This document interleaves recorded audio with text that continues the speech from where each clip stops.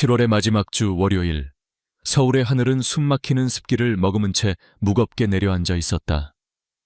구로 디지털 단지의 수많은 빌딩 숲 사이 푸른 기획이라는 작은 간판을 내건 사무실 안의 공기는 바깥보다 더 답답하고 무거웠다. 에어컨은 힘겹게 돌아갔지만 사람들의 타들어가는 속을 식히기엔 역부족이었다. 사무실에는 단 4명의 직원만이 남아 있었다. 디자인팀을 이끄는 한서준 팀장 열정은 넘치지만 성격은 불같은 개발자 박진우 대리, 그리고 입사한 지 갓 1년 된 신임 마케터 이수아 사원이었다. 마지막 한 명 이 모든 상황의 원흉인 김민석 대표는 벌써 일주일째 자취를 감춘 상태였다. 고요함은 폭풍 전의 전조와도 같았다. 모두가 약속이나 한 듯 말이 없었다. 오직 키보드를 두드리는 소리, 마우스를 클릭하는 소리, 그리고 누군가의 마른 기침 소리만이 간헐적으로 정적을 깨뜨릴 뿐이었다. 하지만 그들의 손은 의미 없는 움직임을 반복하고 있었다. 모니터 화면에는 아무런 결과물도 떠오르지 않았다. 머릿속은 이미 하얗게 타버린 지 오래였다. 한서준 팀장은 굳은 얼굴로 창밖을 바라보았다. 5년 전 대학을 갓 졸업한 그와 김민석 대표는 단둘이서 이 작은 사무실을 얻었다. 우리의 푸른 꿈을 펼쳐보자며 밤새워 웃고 떠들던 날들이 어제처럼 생생했다. 김 대표는 늘 가족 같은 회사를 만들겠다고 입버릇처럼 말했다. 그는 직원들의 생일이며 기념일을 꼬박꼬박 챙겼고 회식이 있는 날이면 우리는 한 배를 탄 동지라며 모두의 어깨를 두드려주곤 했다. 서준은 그 말을 철석같이 믿었다. 그래서 자신의 청춘을 이곳에 고스란히 바쳤다. 팀장님, 나지막한 목소리의 서준은 생각의 늪에서 빠져나왔다. 이수아 사원이었다. 그녀의 눈은 토끼처럼 빨갛게 충혈되어 있었고 손에 든 종이컵은 미세하게 떨리고 있었다. 월세 독촉장이 또 붙었어요. 이번 주까지 해결하지 않으면 사무실 비품에 압류 딱지를 붙이겠다고. 그녀의 목소리는 끝내 울음에 섞여 흐려졌다. 서준은 아무 말도 할 수 없었다. 이미 2달치 월급이 밀린 상태였다. 월세는 물론이고 각종 공과금도 연체된 지 오래였다. 처음에는 그저 회사가 잠시 어려운 것이라고, 곧 해결될 것이라고 믿었다. 김 대표는 늘 그랬듯 사람 좋은 웃음을 지으며 걱정 마라, 다 방법이 있다고 말했으니까. 하지만 일주일 전 김 대표는 마지막 희망이었던 클라이언트의 투자금을 들고 연기처럼 사라졌다. 시발. 그때까지 조용히 있던 박진우 대리가 의자를 박차고 일어섰다. 그의 얼굴은 분노로 시뻘겋게 달아올라 있었다. 그 새끼 내가 반드시 찾아내서 죽여버릴 거야. 사람을 어떻게 이렇게 개똥으로 볼 수가 있어. 우리 엄마 수술비는 어떡하고. 진우는 사무실 구석의 쓰레기통을 발로 찼다. 쾅 하는 소리와 함께 종이 뭉치들이 허공으로 흩어졌다. 그는 회사에서 가장 실력 있는 개발자였지만 그만큼 다혈질이었다. 시골에 계신 어머니의 병원비를 대기 위해 밤낮없이 일했던 그의 사정을 모르는 사람은 없었다. 김 대표는 그런 진우의 사정을 이용해 조금만 더 고생하자 곧 큰 보상이 있을 것이라며 그를 착취했다. 서준은 주먹을 꽉 쥐었다. 팀장으로서 그들을 다독여야 했지만 정작 자신의 마음도 갈기갈기 찢겨나가고 있었다. 그 역시 결혼을 약속한 여자친구에게 곧 안정될 것이라며 큰소리쳤던 터였다. 이제는 그녀의 얼굴을 볼 면목조차 없었다. 이건 단순히 돈의 문제가 아니었다.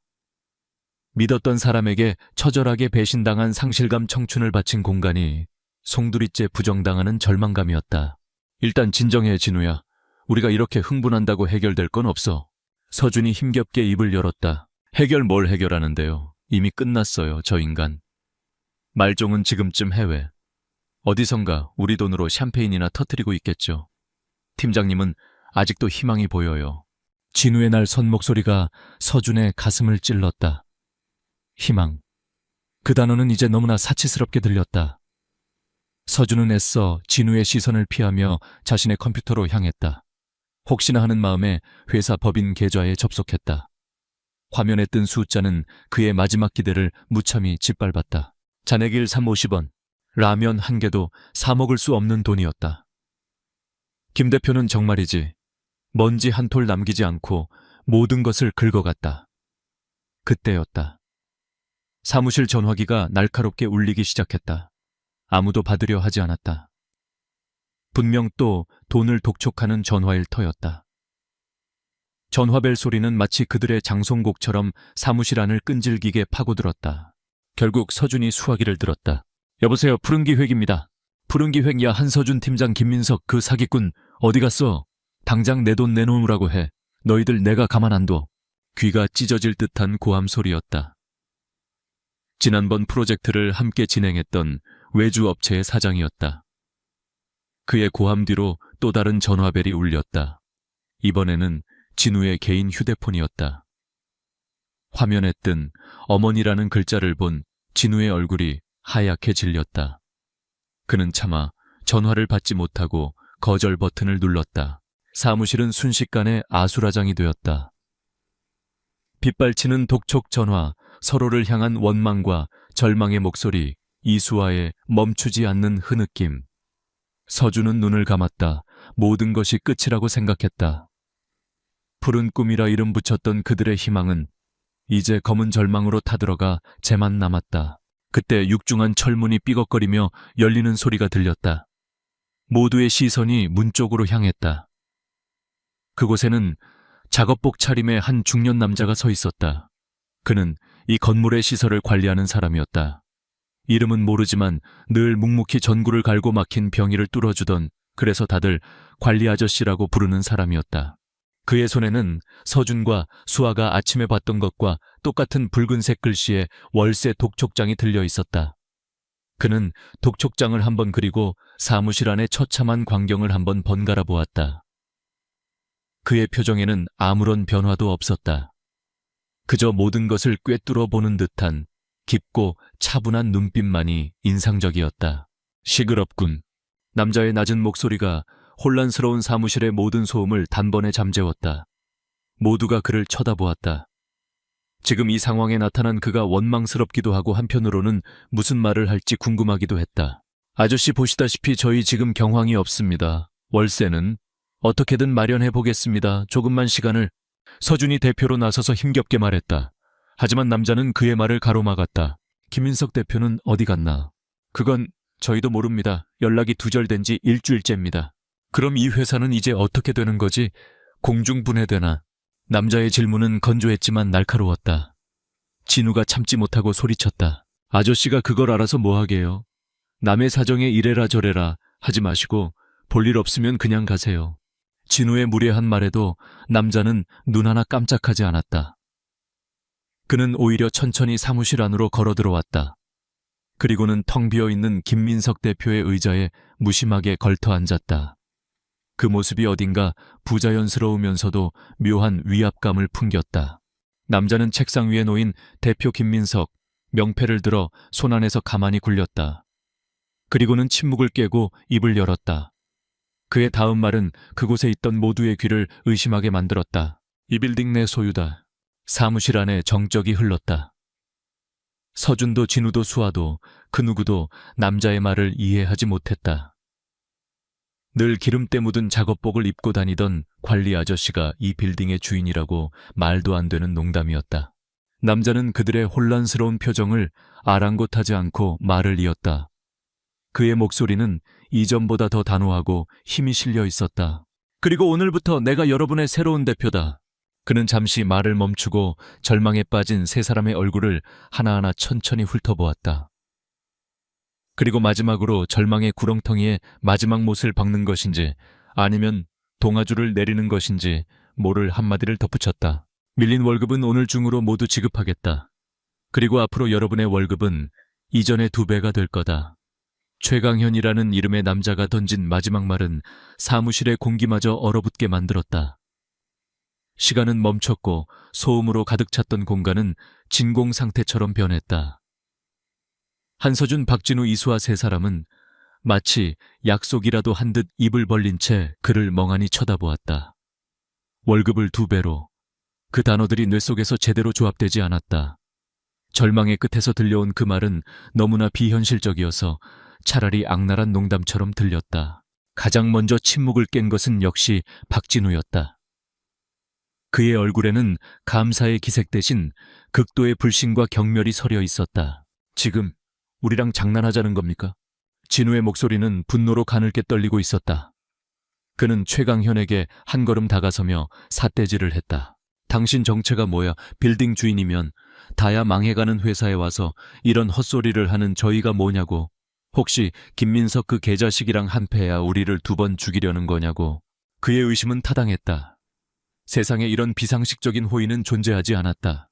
이것은 분명 더 교묘하고 잔인한 사기일 것이었다. 진우의 거친 말에 이수아의 얼굴이 새하얗게 질렸다. 그녀는 진우의 팔을 잡아 끌며 속삭였다. 대리님 참으세요. 하지만 진우는 뿌리쳤다. 한서준 역시 진우와 같은 생각이었다. 다만 그는 표현 방식이 달랐을 뿐이다. 그는 차분하지만 날카로운 눈으로 최강현을 주시했다. 저 남자의 진짜 속셈은 무엇일까? 이 절망적인 상황을 이용해 남은 자산이라도 헐값에 집어삼키려는 것일까? 아니면 단순히 변덕스러운 부자의 유희일까? 어떤 쪽이든 그들에게는 또 다른 상처가 될 뿐이었다. 하지만 최강현은 그들의 격한 반응에도 전혀 동요하지 않았다. 그는 여전히 대표 자리에 앉아 마치 남의 이야기를 듣는 듯 무심한 표정이었다. 그는 진우의 불타는 듯한 시선을 피하지 않고 똑바로 마주했다. 자네 말이 맞아. 세상에 공짜는 없지. 그는 품 안에서 낡고 투박한 스마트폰을 꺼냈다. 최신형 스마트폰에 익숙한 그들에게는 마치 유물처럼 보이는 구형 모델이었다. 그는 느릿하지만 망설임 없는 손길로 화면을 몇 번 두드렸다. 그리고는 폰을 내려놓고 입을 열었다. 각자 휴대폰 확인해봐. 그 말에 세 사람은 의아한 표정을 지었다. 하지만 무언가에 이끌린 듯 각자 주머니와 가방에서 휴대폰을 꺼내들었다. 바로 그 순간이었다. 드링. 가장 먼저 소리가 난 것은 이수아의 휴대폰이었다. 화면에 뜬 것은 은행 앱의 푸시 알림이었다. KB국민은행 07284322 이수아님 계좌에 5,600,000원이 입금되었습니다. 수아의 눈이 믿을 수 없다는 듯이 커졌다. 60만 원. 정확히 밀린 2달치 월급이었다. 그녀는 자신의 눈을 의심하며 은행 앱을 실행해 입금 내역을 몇 번이고 다시 확인했다. 숫자는 변하지 않았다. 그것은 꿈이 아니었다. 거의 동시에 서준과 진우의 휴대폰도 울렸다. 서준의 화면에는 8,200,000원이라는 숫자가, 진우의 화면에는 7,400,000원이라는 숫자가 선명하게 찍혀 있었다. 두 사람의 표정이 급격하게 굳어졌다. 분노와 불신으로 가득 찼던 진우의 얼굴에서 핏기가 가시는 것이 보였다. 그는 자신의 휴대폰 화면과 최강현의 얼굴을 번갈아 쳐다보며 아무 말도 하지 못했다. 이제 좀 믿음이 가나? 최강현이 나지막이 물었다. 그의 목소리에는 비웃음도 자비심도 없었다. 오직 사실을 확인시켜줄 뿐이었다. 서준은 간신히 정신을 차리고 입을 열었다. 그의 목소리는 여전히 잠겨 있었다. 어째서입니까? 왜 저희에게 이런... 오해하지 말게. 이건 자선이 아니야. 투자지. 최강현은 자리에서 일어나 사무실을 천천히 둘러보았다. 낡은 책상 먼지 쌓인 화분, 그리고 벽에 붙은 빛바랜 프로젝트 계획서들까지. 그의 시선이 닿는 곳마다 마치 가치를 감정하는 감정사의 눈빛처럼 날카로웠다. 나는 사업가야. 내 건물에 있는 사무실이 텅 비어 흉물이 되는 건 손실이지. 월세가 밀리고 보증금이 까이는 것도 손실이고. 하지만 실력 있는 인재들이 모여 제대로 돌아가는 회사가 있다면 그건 나에게 자산이 돼. 나는 너희들의 포트폴리오를 봤다. 포트폴리오를요? 김인석 대표가 월세를 내지 못할 때마다 다음 달 계약을 따내면 한 번에 내겠다며 너희가 만든 기획안과 디자인 시안들을 가져왔더군. 결과물은 꽤 인상적이었어. 실력은 있는데 그걸 제대로 활용해줄 리더가 없었을 뿐이지. 그의 말은 서준의 허를 찔렀다. 김민석 대표가 그들의 결과물을 그런 용도로 사용했을 줄은 꿈에도 몰랐다. 수치심과 함께 묘한 감정이 피어올랐다. 누군가에게 그것도 이런 예기치 못한 방식으로 그들의 실력을 인정받았다는 사실이 아이러니했다. 나는 너희들의 실력에 투자하는 거다. 김민석이라는 부실한 리더 때문에 사장될 뻔한 가능성에 투자하는 거고. 그러니 내가 지급한 돈은 자비가 아니라 정당한 대가이자 앞으로 너희가 만들어낼 가치에 대한 선지급금이야.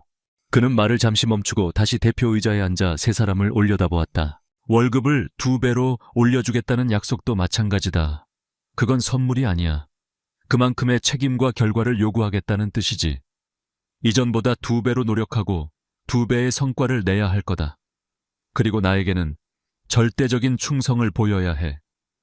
어설픈 변명이나 거짓말은 통하지 않아. 오직 결과로만 증명하면 된다. 할 수 있겠나? 그의 제안은 달콤했지만 동시에 가시돋친 함정과도 같았다. 도망칠 구석을 조금도 남겨두지 않는 완벽한 제안이었다. 절망에 빠진 이들에게는 거절할 수 없는 유혹이자 동시에 벗어날 수 없는 족쇄였다. 이수아는 이미 고개를 끄덕이고 있었다. 그녀에게는 최강현의 의도 같은 건 중요하지 않았다. 당장 발등에 떨어진 불을 꺼준 구원자였고 통장에 찍힌 숫자가 그 증거였다. 그녀의 눈에는 다시 희미한 희망의 빛이 감돌았다. 박진우는 여전히 갈등하고 있었다. 통장에 꽂힌 돈은 당장 어머니의 수술 걱정을 덜어주었지만 그의 개발자로서의 자존심은 이 굴욕적인 상황을 쉽게 받아들이지 못했다. 누군가의 동정이나 변덕으로 일하는 것은 그의 방식이 아니었다. 하지만 현실은 냉혹했다. 그에게는 다른 선택지가 없었다. 그는 입술을 깨물며 고개를 숙였다. 그것은 긍정의 의미였다. 이제 남은 것은 한서준이었다. 그는 팀장이었다. 그의 결정은 자신뿐만 아니라 팀원 전체의 운명을 좌우했다. 그는 최강현의 눈을 똑바로 바라보았다. 그의 눈은 깊고 고요해서 속을 전혀 읽을 수가 없었다. 서준은 이 남자를 믿어야 할지 아니면 지금이라도 모든 것을 정리하고 떠나야 할지 판단이 서지 않았다. 김민석 대표의 사람 좋은 웃음 뒤에 숨겨진 배신을 겪은 그로서는 새로운 대표를 믿는 것이 두려웠다. 저희에게 무엇을 원하십니까?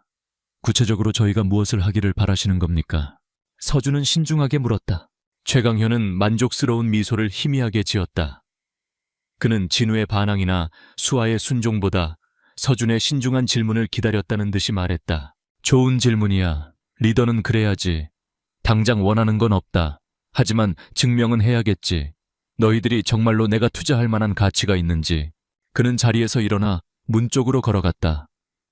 그의 걸음걸이는 더 이상 건물을 관리하던 아저씨의 것이 아니었다. 수많은 풍파를 겪어낸 노련한 사업가의 걸음이었다. 문고리를 잡은 그가 뒤를 돌아보며 마지막 말을 남겼다. 오늘은 이만 퇴근하도록. 머리도 식히고 마음도 정리해야 할 테니. 내일 아침 9시 정각 여기서 첫 정식 회의를 시작한다. 단 한 사람도 늦지 마. 그 말을 끝으로 그는 문을 열고 나갔다. 쾅 하고 문이 닫히는 소리와 함께 사무실에는 다시 정적이 찾아왔다. 하지만 이전의 절망적인 침묵과는 달랐다. 세 사람 사이에는 말로 표현할 수 없는 복잡한 감정의 소용돌이가 휘몰아치고 있었다. 절망은 거쳤지만 그 자리를 채운 것은 안개가 자욱한 미지의 길이었다. 그 길의 끝에 무엇이 있을지는 아무도 알 수 없었다. 하지만 한 가지는 분명했다. 그들의 시간은 다시 흐르기 시작했다. 아주 뜻밖의 방식으로. 서준은 굳게 닫힌 문을 한참 동안 바라보다 자신의 휴대폰에 찍힌 입금 내역을 다시 한번 확인했다. 그리고는 나지막이 한숨을 내쉬었다. 폭풍은 지나갔지만 진짜 이야기는 이제부터 시작이었다. 다음 날 아침 8시 50분, 푸른 기획 사무실의 공기는 어제와는 전혀 다른 종류의 긴장감으로 가득 차 있었다. 절망과 혼돈이 휩쓸고 간 자리에는 어색하고 불안한 침묵이 내려앉았다. 한서준, 박진우, 이수아는 약속이라도 한 듯 일찌감치 출근해 각자의 자리에 앉아 있었지만 누구 하나 선뜻 일을 시작하지 못했다. 어제까지만 해도 지옥 같았던 이 공간이 오늘은 마치 최종 면접을 기다리는 대기실처럼 느껴졌다. 세 사람은 서로 눈치를 보며 힐끔거릴 뿐이었다. 박진우는 밤새 잠을 설쳤는지 얼굴이 퀭했고 연신 손가락 관절을 꺾으며 초조함을 드러냈다. 이수아는 책상 위를 몇 번이고 닦으며 불안한 마음을 애써 진정시키려 했다. 한서준은 굳은 얼굴로 모니터만 응시했다. 그의 머릿속은 앞으로 닥쳐올 미지의 상황에 대한 온갖 시나리오로 복잡했다. 그 남자는 대체 무슨 생각일까? 우리에게 무엇을 시키려는 걸까? 정확히 9시 정각, 어제처럼 육중한 철문이 열렸다. 사무실 안의 모든 시선이 문으로 향했다. 문을 열고 들어선 사람은 어제 그 관리 아저씨가 아니었다. 늘 입고 다니던 기름때 묻은 작업복 대신 몸에 잘 맞는 짙은 네이비색 정장을 입은 최강현 대표가 서 있었다. 특별히 비싼 브랜드는 아니었지만 그의 다부진 체격과 어우러져 한눈에 봐도 다른 사람처럼 보였다. 그의 표정은 여전히 무심했지만 어제와는 다른 종류의 위엄과 권위가 느껴졌다. 그의 손에는 서류 가방 대신 두꺼운 폴더 하나만이 들려 있었다. 그는 사무실을 한번 세욱 둘러보더니 곧장 회의용 테이블로 걸어갔다. 그리고는 들고 있던 폴더를 테이블 위로 던졌다. 퍽! 두꺼운 폴더가 테이블에 부딪히며 둔탁한 소리를 냈다. 그 소리에 세 사람의 어깨가 움찔했다. 첫 번째 임무다. 최 대표는 군더더기 없는 목소리로 말했다. 그는 세 사람을 둘러보며 말을 이었다. 프로젝트명 별빛, 별빛 프로젝트. 그 이름을 듣는 순간 한서준과 박진우의 얼굴이 하얗게 굳었다. 이수아는 무슨 영문인지 몰라. 어리둥절한 표정을 지었지만 두 사람의 굳은 표정을 보고 무언가 잘못되었음을 직감했다.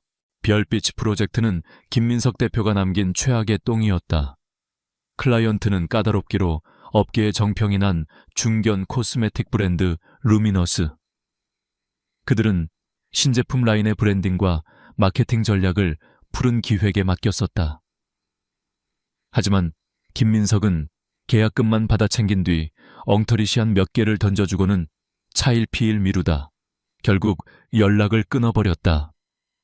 그 일로 푸른 기획의 평판은 업계 바닥까지 추락했고 루미너스 측은 손해배상 소송까지 준비하고 있다는 소문이 파다했다. 서준이 떨리는 목소리로 물었다. 혹시 클라이언트가 루미너스저 맞습니까? 마이다. 최 대표의 짧은 대답에 박진우가 자리에서 벌떡 일어났다. 미쳤습니까? 이건 임무가 아니라 자살 행위예요. 김민석. 그 자식 때문에 우리 회사는 루미너스 블랙리스트 1호라고요. 그런데 그 프로젝트를 다시 하라고요. 이건 우리를 시험하는 게 아니라 그냥 엿먹이려는 거잖아요. 진우의 목소리는 격앙되어 있었다. 그는 이것이 최 대표의 악의적인 시험대라고 확신했다. 처음부터 성공할 수 없는 과제를 던져주고 실패하면 그것을 빌미로 그들을 내쫓으려는 속셈이라고 생각했다. 이수아 역시 상황의 심각성을 깨닫고 얼굴이 창백해졌다. 그녀는 업계 선배들에게 루미너스가 얼마나 깐깐하고 무서운 클라이언트인지 귀에 못이 박히도록 들어왔다. 이런 상황에서 그들과 다시 일한다는 것은 상상조차 할 수 없었다. 어제 잠시 피어올랐던 희망이 차가운 절망으로 변하는 것은 순식간이었다. 한서준은 머릿속이 하얘지는 것을 느꼈다. 팀장으로서 그는 이 상황을 중재해야 했다. 하지만 진우의 분노가 수아의 절망이 100번 이해되었다. 이것은 상식적으로 불가능한 일이었다. 진우 말이 맞습니다, 대표님. 이건 현실적으로 불가능합니다. 신뢰가 완전히 깨진 상태에서 프로젝트를 다시 시작할 수는 없습니다. 차라리 다른, 좀 더 현실적인 과제를 주시면 안 되겠습니까? 서준은 최대한 이성적으로 설득하려 했다. 지금은 최 대표의 의도를 파악하는 것보다 이 말도 안 되는 임무를 피하는 것이 우선이었다. 그러나 서준의 이성적인 설득은 오히려 진우의 분노에 불을 지폈다. 팀장님, 뭘 그렇게 어렵게 말해요? 그냥 못한다고 하면 되지. 이건 하라마라의 문제가 아니라 그냥 우리를 갖고 노는 거라니까요. 박진우 대리 말 조심해. 제가 틀린 말 했습니까? 팀장님이야말로 저 인간한테 뭘 기대하는 거예요. 어제 돈 몇 푼 쥐어줬다고 벌써부터 저 사람 편드는 겁니까? 뭐라고? 순식간에 팀원 사이에 균열이 생겼다. 서준과 진우 사이에 날카로운 언쟁이 오갔고 수아는 그 사이에서 어쩔 줄 몰라 하며 눈물만 글썽겼다. 어제까지만 해도 배신이라는 공통의 아픔을 공유하며 서로를 의지했던 그들이었다. 그러나 단 하루 만에 새로운 리더가 던진 불가능한 임무 앞에서 그들의 관계는 위태롭게 흔들리기 시작했다. 최강현 대표는 그들의 싸움을 말리지 않았다. 그는 팔짱을 낀 채 마치 흥미로운 실험이라도 관찰하듯 두 사람의 언쟁을 묵묵히 지켜볼 뿐이었다. 그의 무표정한 얼굴 뒤에 어떤 생각이 숨어 있는지 아무도 짐작할 수 없었다. 한참 동안의 격한 언쟁이 끝나고 사무실에 무거운 침묵이 다시 찾아왔을 때 최 대표가 비로소 입을 열었다. 나는 가능하냐고 묻지 않았다. 하라고 명령했을 뿐이다. 그의 목소리는 차갑고 단호했다. 반론의 여지를 조금도 주지 않는 절대적인 어조였다. 그는 테이블 쪽으로 다가가 그들이 보지 못했던 결정적인 정보를 던졌다. 어제 내가 루미너스 대표와 직접 통화했다. 그 말에 세 사람의 눈이 다시 그에게로 향했다. 물론 그쪽에서도 길길이 날뛰더군. 사기꾼 회사와는 상종도 하기 싫다고. 그래서 내 이름을 걸고 직접 보증했다. 만약 이번에도 결과물이 만족스럽지 않으면 루미너스가 입은 모든 손해는 물론 정신적인 피해 보상까지 2배로 내가 책임지겠다고. 최 대표의 말은 충격적이었다. 그는 단순히 일을 던진 것이 아니었다. 자신의 모든 것을 건 도박을 한 것이었다.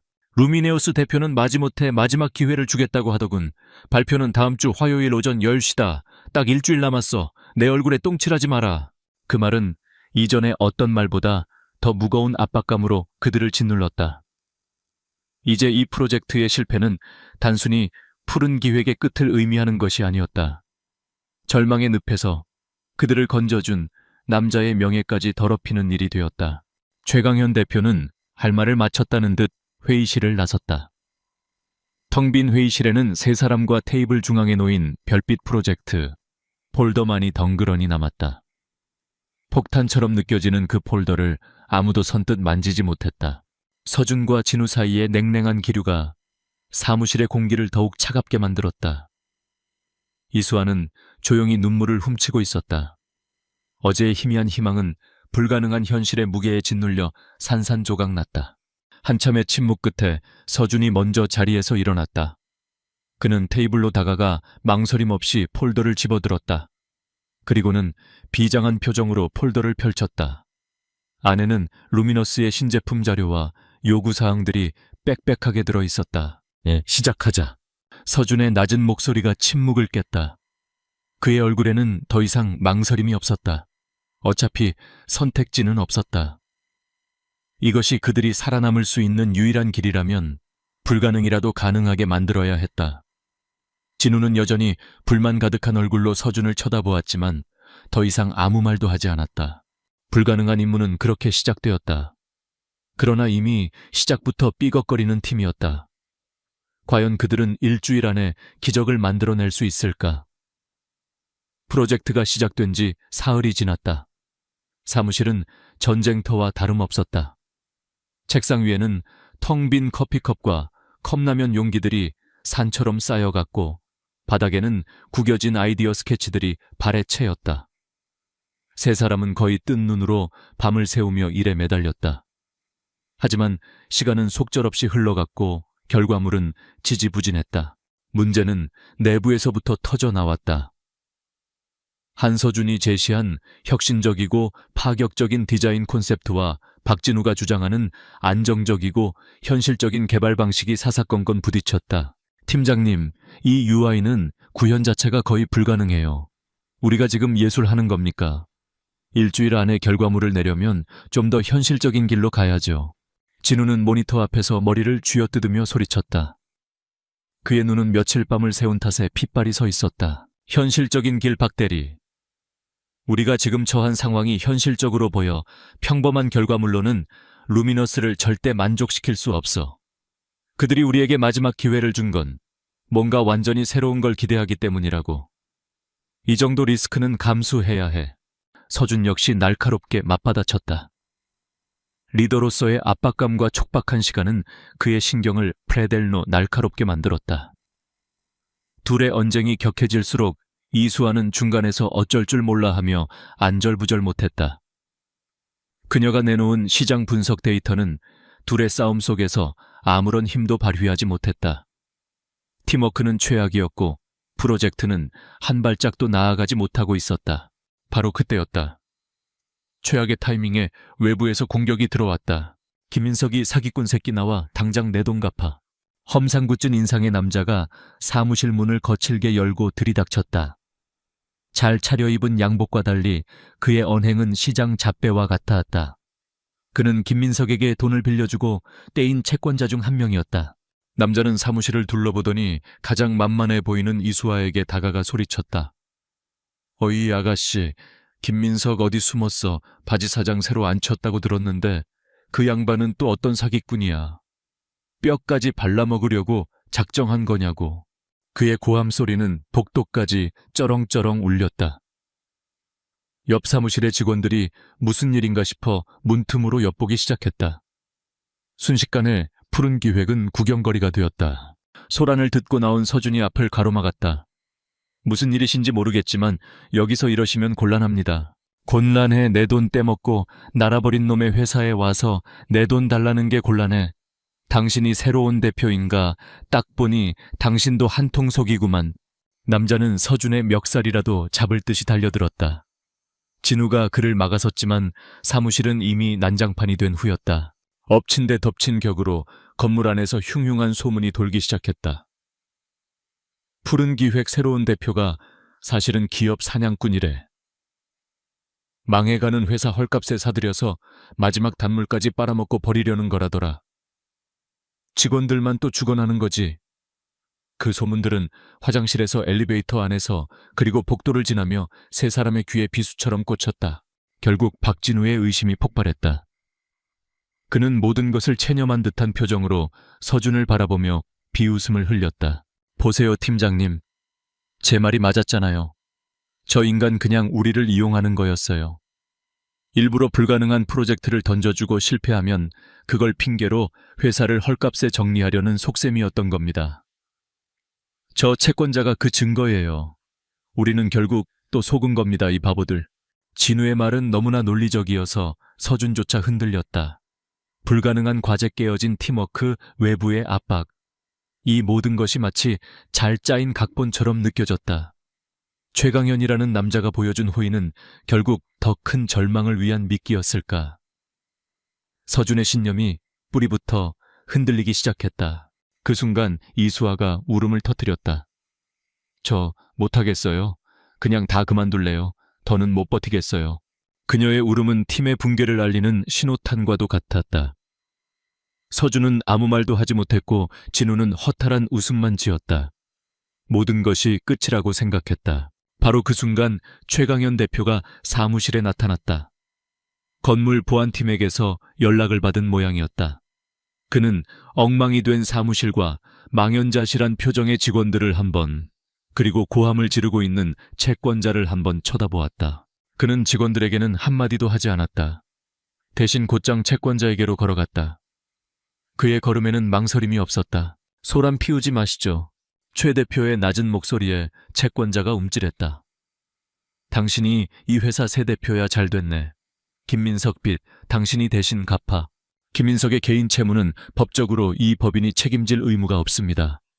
하지만 당신의 소란 행위는 지금 내 회사의 업무를 방해하고 있습니다. 이건 명백한 업무 방해죄에 해당합니다. 그는 채권자와 언성을 높여 싸우지 않았다. 그는 조용하지만 단호한 목소리로 남자를 사무실 밖 복도로 이끌었다. 직원들은 그들이 무슨 대화를 나누는지 들을 수 없었다. 다만 최 대표가 자신의 스마트폰으로 무언가를 보여주자 방금 전까지 길길이 날뛰던 남자의 얼굴이 급격히 굳어지는 것만 볼 수 있었다. 남자는 잠시 최 대표의 얼굴을 쳐다보더니 갑자기 허리를 굽혀 꾸벅 인사를 하고는 황급히 엘리베이터 쪽으로 사라졌다. 순식간에 벌어진 일이었다. 최 대표는 다시 사무실로 들어왔다. 그는 넋이 나간 채 자신을 쳐다보는 세 사람에게 그 남자를 어떻게 돌려보냈는지 한마디도 설명하지 않았다. 그들의 의심에 대해 질책하지도 않았다. 그는 단지 아이디어와 반박으로 가득 찬 화이트보드를 한번 쳐다보고는 차갑게 말했다. 마감 시간은 변하지 않아. 시간 낭비하지 마. 그 말을 남기고 그는 자신의 사무실로 들어가 문을 닫았다. 사무실에는 또다시 침묵이 흘렀다. 하지만 이번 침묵은 이전의 것들과는 완전히 달랐다. 100마디의 웅변보다 조용하고 강력한 행동 하나가 그들의 마음을 더 크게 흔들었다. 최 대표는 그들을 비난하지 않았다. 그는 그저 묵묵히 그들을 외부의 위협으로부터 지켜주었다. 가장 충격을 받은 것은 박진우였다. 그의 거칠었던 확신은 산산조각 났다. 자신이 얼마나 섣부르고 어리석었는지 깨달았다. 그는 최강현이라는 남자를 완전히 잘못 판단했다. 한서준은 의심했던 자신이 부끄러워 얼굴을 들 수 없었다. 하지만 그 부끄러움과 함께 이전과는 비교할 수 없는 단단한 결의가 마음속에서 차오르는 것을 느꼈다. 눈물을 닦은 이수아의 눈에도 다시 빛이 돌아왔다. 이 남자라면 정말로 믿을 수 있을지도 모른다는 생각이 들었다. 역설적이게도 외부에서 터진 최악의 위기가 내부의 균열을 봉합하는 계기가 되었다. 한참 동안의 침묵 끝에 박진우가 먼저 움직였다. 그는 화이트보드로 다가가 자신이 주장했던 현실적인 개발 계획들을 미련 없이 지우기 시작했다. 그리고는 펜을 내려놓고 서준을 돌아보았다. 그의 눈에는 더 이상 반항심이나 냉소가 없었다. 알겠습니다, 팀장님. 팀장님 방식대로 한번 해보죠. 제가 뭘 하면 됩니까? 그 한마디에 모든 것이 변했다. 신뢰의 위기는 지나갔다. 그리고 그 자리에는 불가능에 함께 맞서 싸울 준비가 된 더 단단하고 강해진 팀이 서 있었다. 그날 이후 사무실의 풍경은 180도 달라졌다. 절망과 불신이 떠난 자리에는 뜨거운 열정과 끈끈한 동지애가 자리 잡았다. 밤샘 작업은 여전했지만 더 이상 고통스러운 노동이 아니었다. 그것은 공동의 목표를 향한 즐거운 질주였다. 한서준이 제시하는 파격적인 아이디어를 박진우가 천재적인 코딩으로 구현해냈고 이수아는 날카로운 데이터 분석으로 그들의 전략에 견고한 논리를 더했다. 그들은 더 이상 싸우지 않았다. 대신 서로의 부족한 점을 채워주고 지칠 때면 등을 두드려 주었다. 한서준은 리더로서 방향을 제시했고 박진우는 행동으로 증명했으며 이수아는 그들을 든든하게 받쳐주었다. 그들은 비로소 하나의 팀이 되었다. 최강현 대표는 그들의 질주를 묵묵히 지켜볼 뿐이었다. 그는 가끔 자신의 사무실 문께에 서서 그들을 지켜보다가 조용히 고개를 끄덕이고는 돌아섰다. 그의 침묵은 그 어떤 격려보다 더 큰 힘이 되었다. 그가 든든한 방패가 되어주고 있다는 믿음이 있었기에 세 사람은 오직 창과 칼을 벼리는 데에만 집중할 수 있었다. 결전의 날인 화요일 아침, 강남의 마천루 사이에 위용을 자랑하는 루미너스 본사 빌딩 로비에 선 세 사람은 긴장된 표정으로 서로를 마주보았다. 최첨단 유리와 강철로 지어진 건물은 그 자체만으로도 상대를 압도하는 위압감을 풍겼다. 회의실에서 그들을 맞이한 것은 루미너스의 마케팅팀이었다. 그들의 얼굴에는 어디 한번 해봐라는 시계, 노골적인 불신과 오만함이 가득했다. 상석에는 루미너스의 대표이자 업계의 마녀로 불리는 40대 여성 CEO가 날카로운 눈으로 그들을 훑어보고 있었다. 최강현 대표는 회의실 가장 뒷자리에 앉아 팔짱을 낀 채 아무 말도 하지 않았다. 모든 책임과 압박감이 오롯이 세 사람에게로 향했다. 한서준이 프레젠테이션을 위해 앞으로 나섰다. 그는 깊게 심호흡을 한번 하고 과거의 잘못에 대한 사과 대신 미래에 대한 대담한 비전으로 발표를 시작했다. 저희가 오늘 보여드릴 별빛은 단순히 예쁜 디자인이나 화려한 광고가 아닙니다. 그것은 이 시대를 살아가는 여성들의 가장 깊은 곳에 있는 욕망과 연결되는 하나의 이야기입니다. 서준은 막힘없이 그들의 콘셉트를 펼쳐나갔다. 그것은 단순히 제품을 파는 전략이 아니었다. 소비자의 마음을 움직이고 그들 스스로가 이야기의 주인공이 되게 만드는 혁신적인 캠페인이었다. 그의 발표는 이수아의 탄탄한 데이터 분석이 뒷받침되었고 박진우가 밤새워 만든 인터랙티브 데모가 청중의 눈을 사로잡았다. 처음에 냉소적인 표정으로 앉아있던 루미너스 팀원들의 표정이 조금씩 변하기 시작했다. 그들의 눈빛은 흥미로움으로 이내 감탄으로 바뀌었다. 날카로운 질문들이 쏟아졌지만 세 사람은 당황하지 않았다. 서준이 대답하면 진우가 기술적으로 보충했고 수아가 시장 데이터로 증명했다. 그들의 모습은 완벽한 하나의 팀이었다. 발표가 끝나고 회의실에는 길고 무거운 침묵이 흘렀다. 루미너스 대표는 서준과 최 대표를 번갈아 쳐다보더니 마침내 입을 열었다. 그녀의 입에서 나온 단어는 모두의 예상을 뛰어넘는 것이었다. 훌륭하군요. 그녀는 자리에서 일어나 서준에게 다가와 악수를 청했다. 이번 신제품 라인은 물론 다음 시즌의 장기 파트너십까지 함께 논의해봅시다. 그것은 완벽한 승리였다. 회사를 구한 것을 넘어 불가능을 현실로 만들어낸 기적이었다. 그날 저녁 초의 대표는 허름하지만 정겨운 갈빗집에서 조촐한 축하 회식을 열었다. 지글거리는 고기 굽는 소리와 소주잔이 부딪히는 소리, 그리고 세 사람의 기쁨에 찬 웃음소리가 가게 안을 가득 메웠다. 술이 몇 잔 돌고 분위기가 무르익었을 때 서준은 용기를 내어 모두가 궁금해했던 질문을 던졌다. 대표님, 솔직히 아직도 잘 모르겠습니다. 왜 저희를 도와주신 겁니까? 질문을 받은 최강현 대표는 시끄러운 가게 안에서 잠시 먼 곳을 바라보았다. 그의 얼굴에 처음으로 사업가의 무표정이 아닌 인간적인 쓸쓸함이 스쳐 지나갔다. 그는 소주잔을 비우고는 천천히 자신의 이야기를 시작했다. 나도 예전에 당신들 같았거든. 그의 이야기는 충격적이었다. 그는 한때 박진우처럼 재능 있는 엔지니어였고 김민석처럼 사람 좋은 파트너와 함께 작은 벤처 회사를 창업했었다.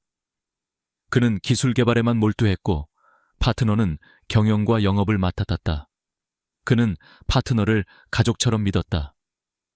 하지만 그 믿음의 대가는 처절한 배신이었다. 파트너는 그의 모든 기술과 자산을 빼돌려 해외로 도망쳤고 그는 모든 것을 잃고 빚더미에 올라앉았다. 모든 걸 잃고 막노동부터 시작했지. 닥치는 대로 일했어. 그러다 이 낡은 빌딩을 관리하는 일까지 하게 된 거고. 당신들을 처음 봤을 때 꼭 옛날 내 모습을 보는 것 같았어. 재능과 열정은 넘치는데 그걸 이용해 먹으려는 나쁜 리더를 만난 어리석은 청춘들. 그는 서준과 진우 수아를 차례로 둘러보며 말을 이었다.